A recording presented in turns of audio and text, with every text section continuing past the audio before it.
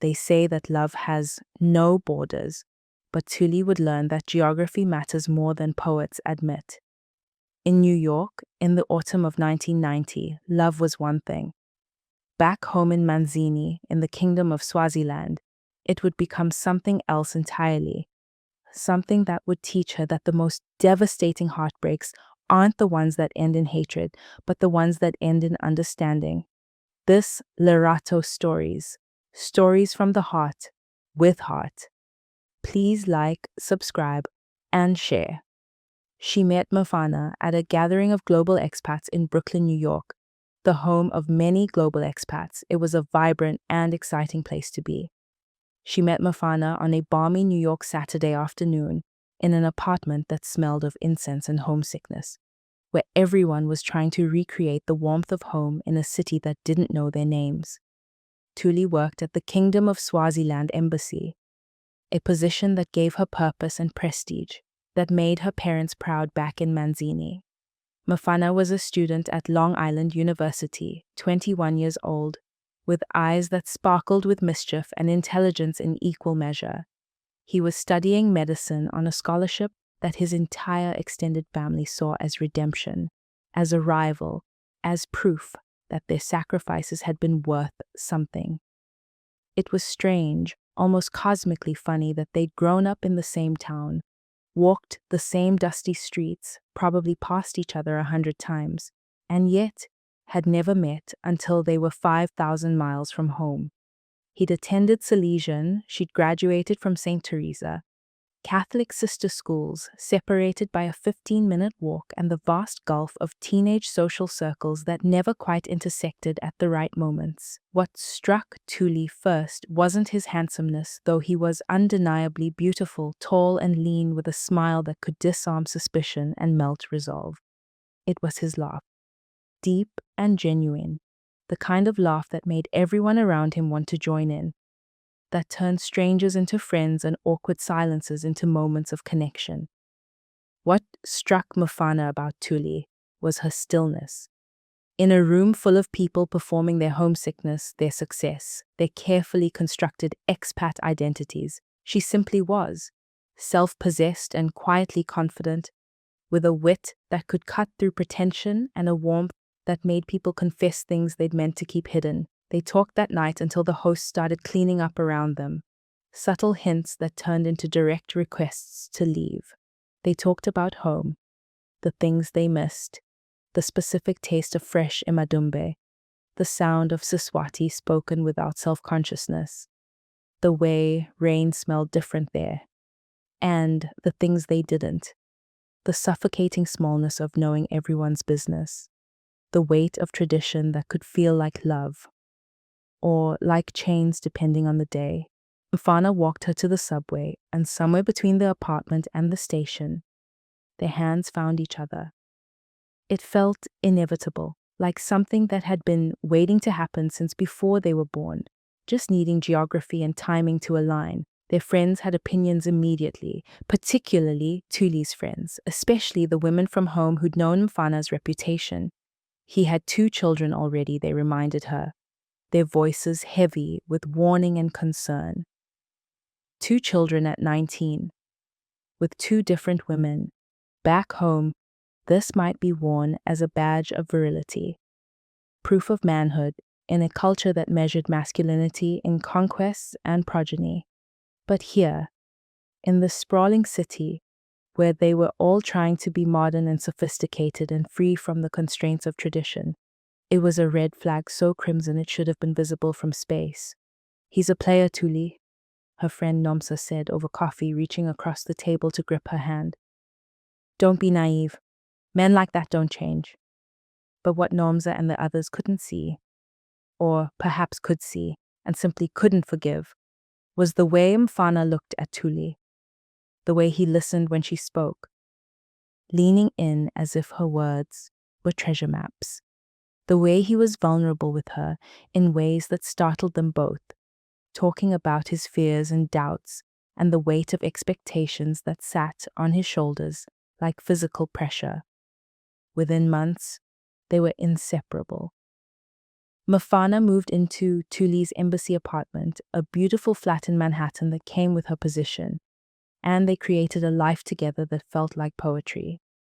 They sang together, Catholic Latin hymns learned in their respective schools, their voices twining around each other in harmonies that made guests fall silent and still. Ave Maria and Panis Angelicus would drift from their windows on Sunday mornings, sacred and beautiful and wholly their own. Their apartment became a hub, a gathering place for expats from all over Africa and beyond. There was always music, Brenda Fassie and Miriam Makeba alongside Marvin Gaye and Miles Davis. There was always laughter. There was always conversation that ranged from the profound to the ridiculous, debates about politics and philosophy that lasted until dawn, card games that got absurdly competitive, dancing that cleared the furniture to the walls. Mafana used his accommodation scholarship money for travel, and together they explored the world with the hunger of people who'd grown up landlocked in small town. They visited Boston and Egypt, Brazil and Mexico, walking through historic districts and museums, reading plaques aloud to each other, arguing good-naturedly about interpretations and implications. They traveled to London and Paris, Rome and Barcelona, always seeking out the old parts of cities, the places where history felt tangible, where they could imagine the lives that had been lived centuries before in the same spaces they now occupied. They could talk endlessly. That was perhaps the most intoxicating thing, the way conversation with Mafana never felt like work. He challenged her intellectually, pushed back on her assumptions, made her defend her positions and question her certainties. But he did it with love, with genuine curiosity rather than the need to dominate or diminish. With him, Thuli's mind expanded in ways she hadn't known were possible. Their chemistry was undeniable. Even their friends who disapproved of Mafana couldn't ignore the electricity between them. The way they moved around each other like dancers who'd rehearsed for years. The way they could communicate with glances across crowded rooms. The way their happiness seemed to create its own atmosphere that made everyone around them want to breathe it in. It was Thuli who became Mfana's anchor when doubt crept in during his 3rd year of medical school. He'd been struggling, not academically, but existentially. The material came easily enough to his sharp mind, but something about the path felt wrong, like wearing clothes that didn't fit. One night, he'd confessed to Thuli in a voice raw with shame that he didn't think he could continue, that he couldn't stomach the idea of cutting into human flesh, of carrying the kind of responsibility that came with holding lives in your hands. "They'll say I'm not man enough," he'd whispered. And Thuli had heard in his voice the echo of every expectation his family and community had placed on him. Medicine was the pinnacle, the prize, the proof that he'd made something of himself. Thuli had held his face in her hands and said firmly, "Let them say what they want. You need to study what will let you thrive, not what will let you survive with a prestigious title. Your brilliance doesn't need to be proven through suffering." So Mafana switched to economics and finance and business, fields where his analytical mind and strategic thinking flourished. He graduated with honors, completed his master's degree, and when he returned to Swaziland, found himself highly sought after, courted by multinational corporations and government ministries. He accepted a position with an international mining company, an executive role that came with a salary that made his mother weep with gratitude and relief, with perks that included a luxury company car and a magnificent housing allowance and expense accounts that seemed limitless. For 7 years in New York, their relationship had been a kind of paradise. 7 years where Mfana never once cheated despite abundant opportunity. Women threw themselves at him regularly. His handsomeness and charm were magnets, but he'd always deflected with gentle humor, always coming home to Thuli, always made her feel chosen and cherished and completely secure. But geography, as Thuli would learn, changes people. Or perhaps it reveals who they always were, stripped of the constraints of being strangers in a strange land. When they returned to Manzini in 1997, they were celebrities of a sort. the successful expats coming home with American polish and American money and American confidence. They got married at court, a simple civil ceremony that Thuli took as proof of Mfana's commitment to monogamy. If he'd wanted the option of multiple wives, he would have insisted on a customary marriage. The court wedding felt like a promise. Just us, just this forever. For 2 years, the promise held. Mfana excelled at his new job, quickly becoming indispensable. Thuli found work with an international development organization, using her diplomatic experience to manage relationships with donors and government officials. They bought a beautiful house in the nicest part of Imbaban, with a garden that Thuli filled with vegetables and flowers, with rooms that echoed with the same laughter and music that had filled their New York apartment. Thuli developed an unexpectedly beautiful relationship with Mfana's mother, Lagumbi. This was unusual enough to be remarkable. Relationships between mothers-in-law and daughters-in-law in their culture were typically fraught with tension and competition, elaborate power struggles disguised as concern. But Lagumbi was different. She was traditional in many ways, deeply rooted in custom and respect for elders, ancestors, and also religion. But she'd also survived enough of life to know that tradition could be a shelter or a cage depending on how it was wielded. She and Thuli would sit in the kitchen preparing meals together, and Lagumbi would tell stories about her own marriage, about the compromises and heartbreaks and small victories that had shaped her life. She never explicitly warned Thuli about Fana's father, but the lessons were there in her stories. Men are often children in grown bodies. Power makes them reckless. Love them, but never lose yourself in loving them. When Thuli turned 30, 10 years into a relationship that had been the defining love of her life, she found herself pregnant. The joy was immediate and enormous. She'd been ready for motherhood, had started imagining it. A child, with Fana's smile and her determination, raised with both tradition and possibility, given everything they'd been given and more. But pregnancy changed something in Fana. Or perhaps it revealed something that had always been there, dormant. He started staying out later, coming home with perfume that wasn't Thuli's on his clothes, making excuses that grew increasingly thin and implausible. And then when Thuli was 5 months pregnant, he disappeared entirely. Just left. Moved in with another woman, a young thing named Thandi, who worked as a receptionist at one of the hotels where Fana gambled, who giggled and called him baby, and didn't challenge him or make him think too hard about anything. Thuli, alone in their beautiful house with her expanding belly, felt the world tilt sideways. This wasn't supposed to happen, not to them. They had history. They had depth. They had been friends before they were lovers, had built something that felt indestructible. Her sisters, Jabu and Fumi, descended on her like protective birds, fierce and practical. They moved in temporarily, taking turns staying with her, making sure she ate and slept and didn't spend all day crying in the bedroom.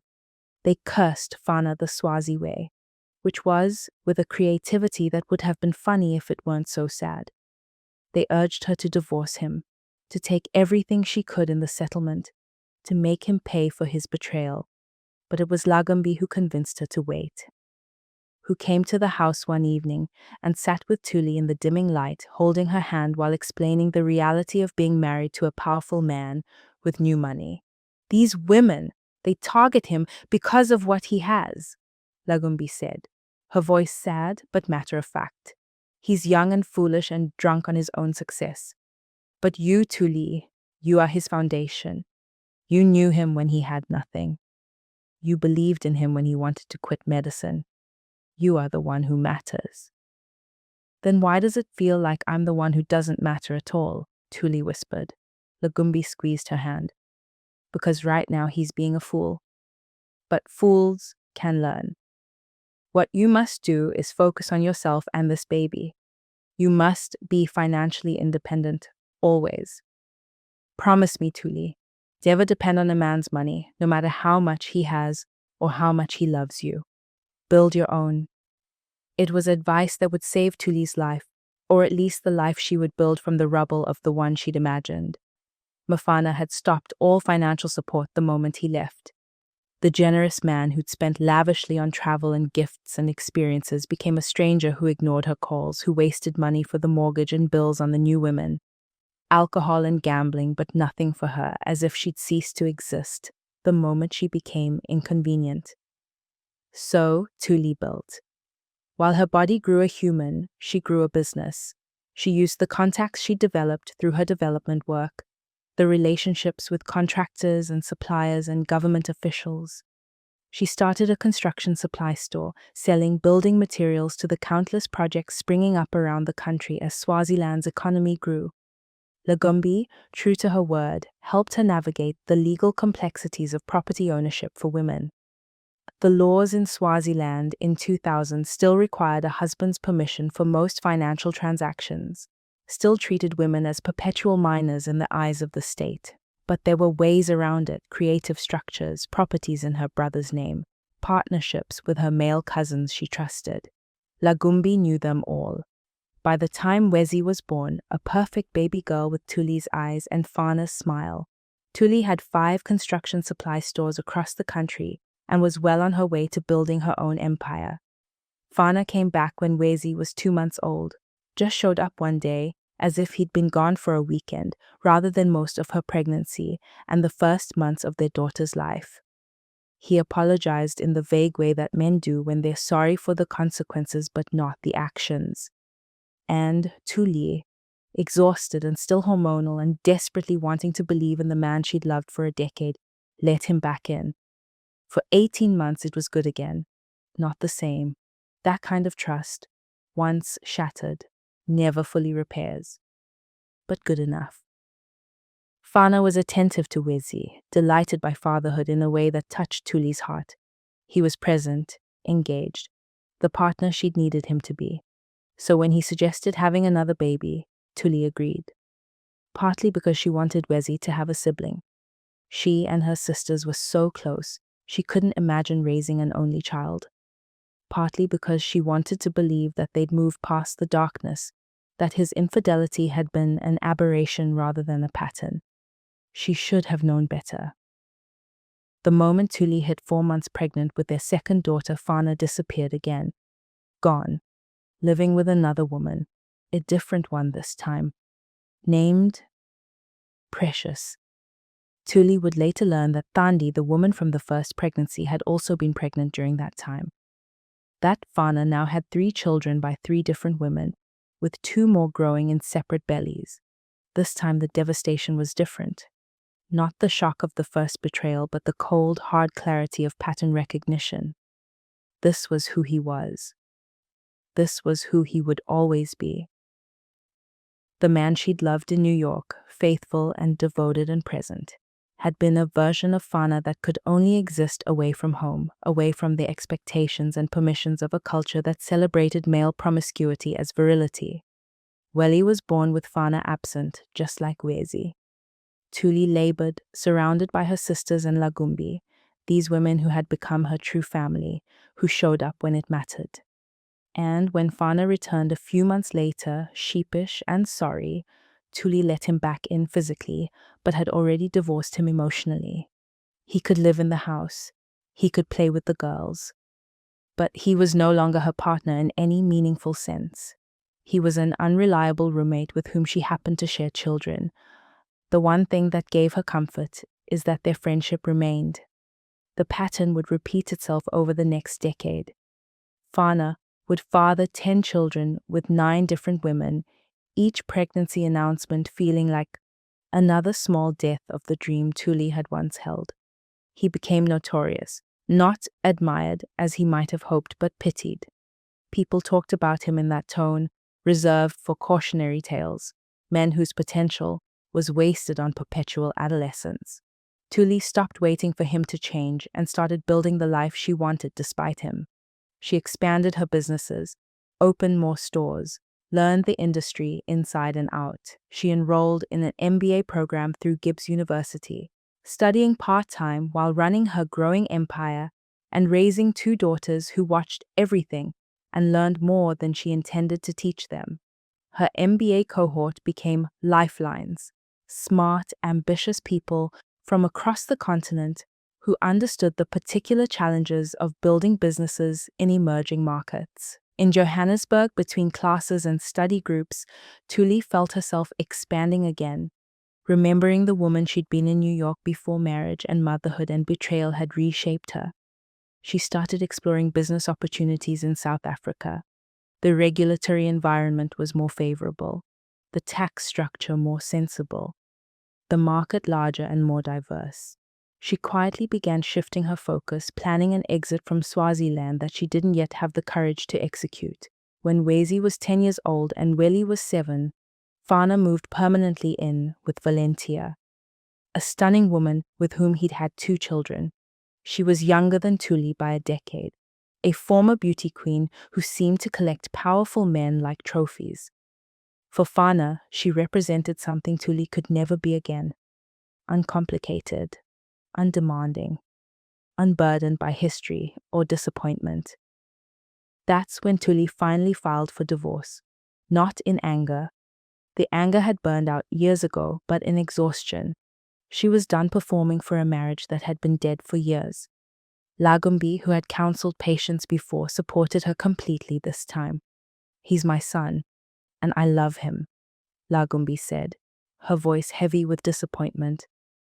"But he's a boy who never became a man. It is true what they say, a child follows their name. Fana means small boy, he has not grown. You deserve better, Thuli. You always did." The divorce was surprisingly amicable. Fana didn't fight for custody. He barely exercised the visitation he was granted. He signed the papers without drama, perhaps relieved to be free of the guilt that Thuli's presence represented.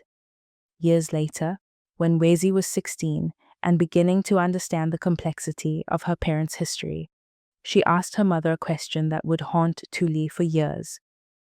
"Mom, why didn't you leave Dad sooner?" Thuli looked at her brilliant, beautiful daughter and answered honestly, "Because I had many good years with your father.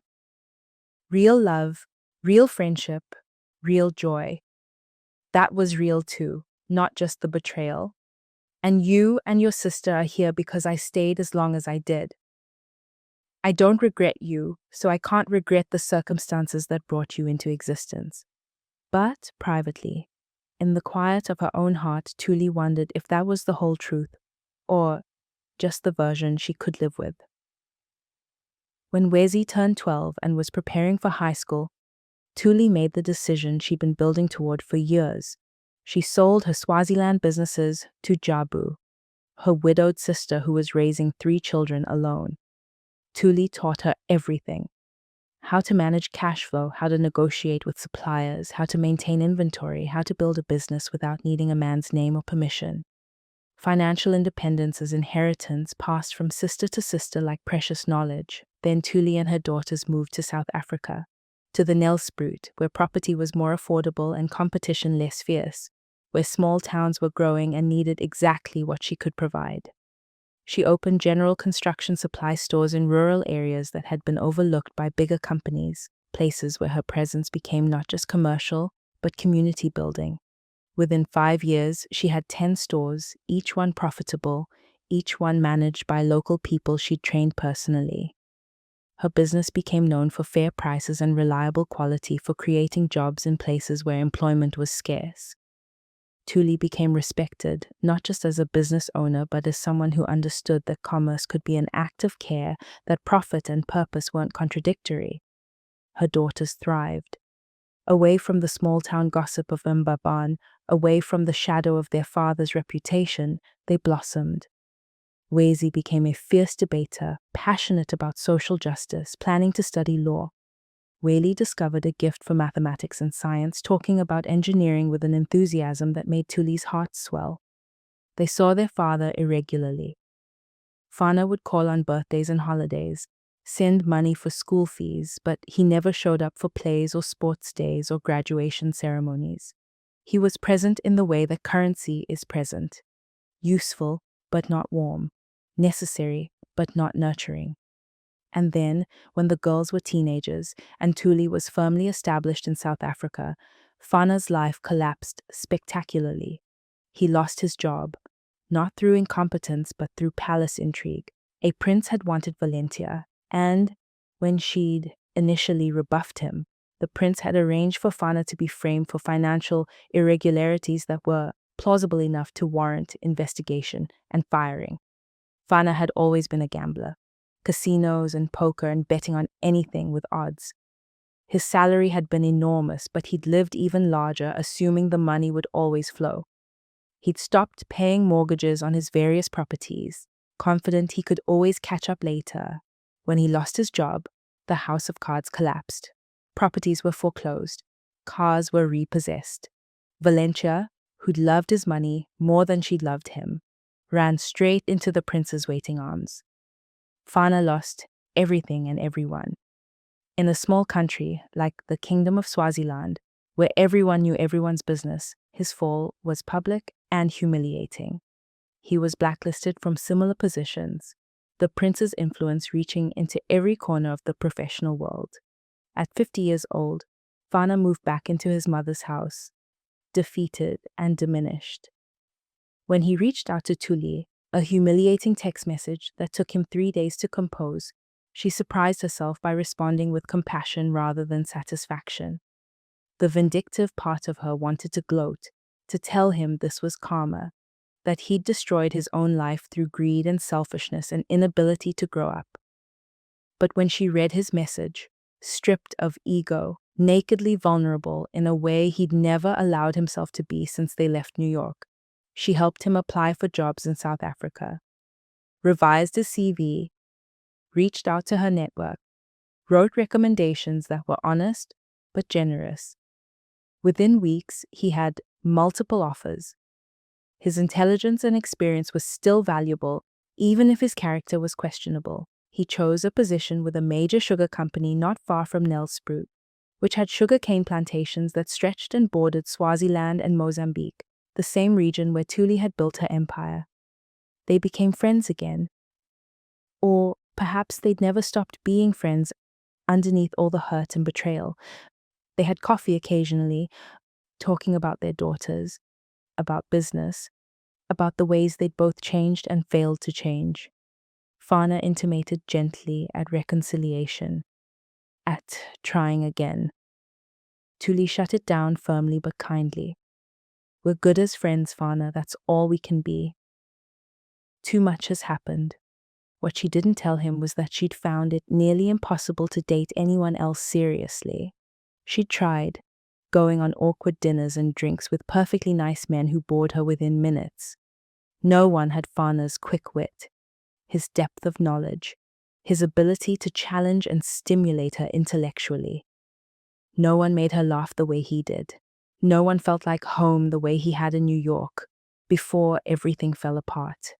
It terrified her, this lingering connection to a man who had hurt her so profoundly.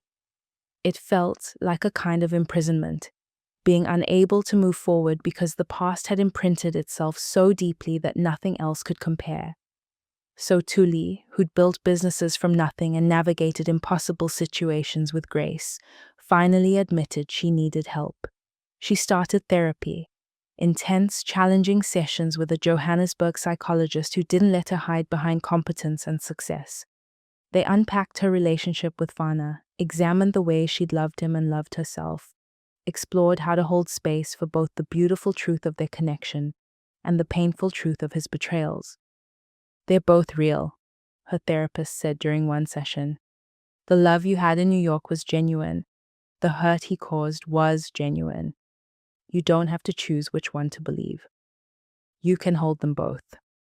Slowly, painfully, Thuli started opening herself to possibility again, not forcing anything, not desperately searching, not comparing, just being present and available when opportunities arose.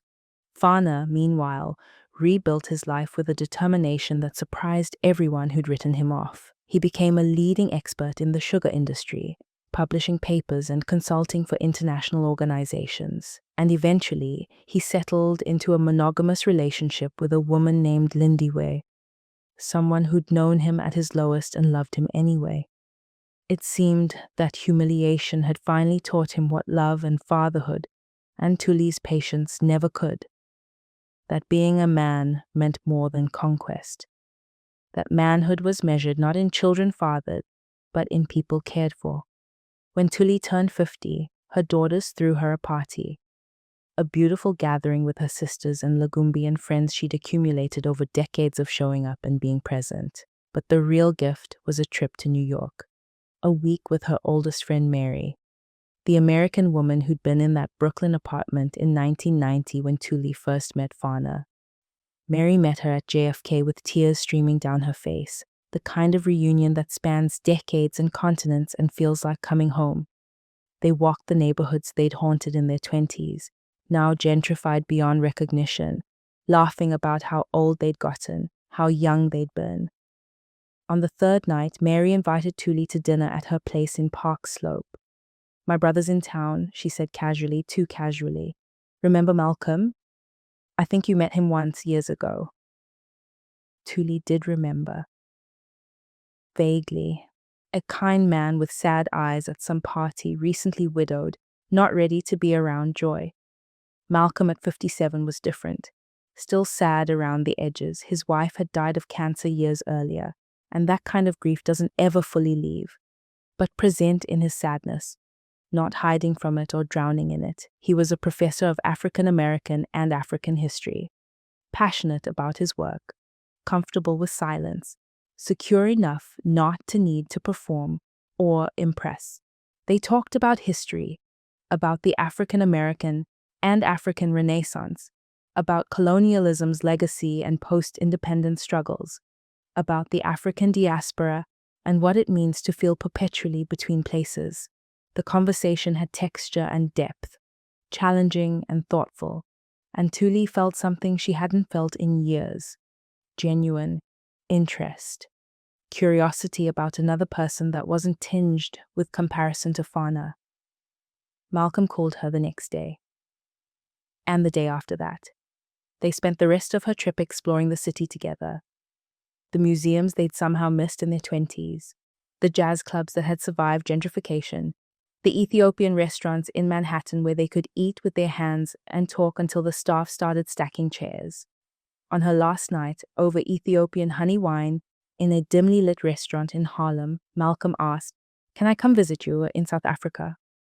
Thuli's first instinct was to deflect, to protect herself, to say it was too complicated, too soon, too much. But then she thought about everything she'd built, her businesses, her daughters, her life, and realized she'd gotten very good at building things, but had forgotten how to receive them. "Yes," she said simply. "Come visit." Malcolm didn't hesitate. Within a month, he'd arranged a sabbatical, sublet his Brooklyn apartment, and arrived in South Africa with 2 suitcases and an openness that terrified and excited Thuli in equal measure. Their relationship unfolded slowly, deliberately. Malcolm taught and did scholarly work online, giving lectures. Their relationship unfolded slowly, deliberately. Malcolm taught and did scholarly work online. He met Thuli's daughters, who sized him up with the skepticism of young women who'd watched their mother be hurt, and eventually gave him their cautious approval.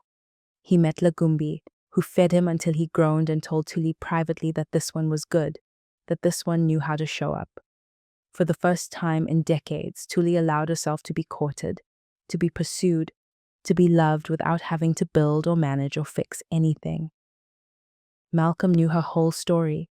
She told him everything, holding nothing back, and loved her not despite her history, but including it. He understood that she'd always loved Fana in some complicated way, that the geography of her heart would always include that apartment in New York where they'd sung hymns together, and he wasn't threatened by it. On her 51st birthday, standing on the deck of the house she'd built overlooking the Crocodile River, surrounded by her daughters and sisters and Malcolm and even Fana, who'd been invited because exclusion felt petty and small, Thuli felt something settle in her chest. Not happiness exactly, too simple a word for something so complex, but rightness, the sense that she traveled a long distance and arrived somewhere worth reaching. "You look peaceful," Fana said quietly, standing beside her while others laughed and ate inside. I am, Thuli said honestly. I'm sorry, he said, for everything. I know I've said it before, but I mean it. I know you do, Thuli said. And she did. Fana had finally grown up, had become the man he should have been 20 years earlier. But growth, like geography, has its own timing. You can't force it, can't demand it, can't love someone into it. He's good for you, Fana said, nodding toward Malcolm through the window. He sees you the way I should have. You did see me, Thuli said. In New York. We were good then. We were, Fana agreed. I'm glad we got that at least. I'm glad you got it. Later that night, after everyone had left and the house was quiet, Malcolm found Thuli standing at the kitchen window, looking out at the stars that were impossibly bright, away from city lights. What are you thinking? He asked, wrapping his arms around her from behind. About geography, Thuli said, leaning back into his warmth. About how love changes depending on where you stand. How the same two people can be everything to each other in one place and impossible in another. And here, Malcolm asked, what is love here? Thuli turned in his arms, looking up at this good man who'd waited patiently for her to be ready, who traveled across an ocean because sometimes the best loves are worth crossing distances for. Here, she said, love is coming home after a long journey. Love is building something new without erasing what came before. Love is knowing that heartbreak doesn't make you broken, it makes you brave enough to try again. Malcolm kissed her deeply, a gesture so tender it made her chest ache. Then let's stay here, he said. Let's build here. And Thuli, who'd spent decades building businesses and raising daughters and surviving betrayals, and learning to distinguish between loneliness and solitude, between staying and surrendering, between love that costs everything and love that gives generously without keeping score. Thuli finally said the easiest word she'd ever spoken. Yes. Outside, the stars wheeled in their ancient patterns, indifferent to human geography, to the ways people hurt each other and heal, and sometimes, if they're very lucky, find their way to love that feels like peace. Thuli had learned what many take lifetimes to understand, that you can honor the past without being imprisoned by it, that the loves that break you can teach you, and that sometimes the greatest courage is not in staying or leaving, but in remaining open to whatever comes next. At 51, she was just beginning. If you enjoyed this Lerato story, please like, share, and subscribe. See you soon for the next story with heart.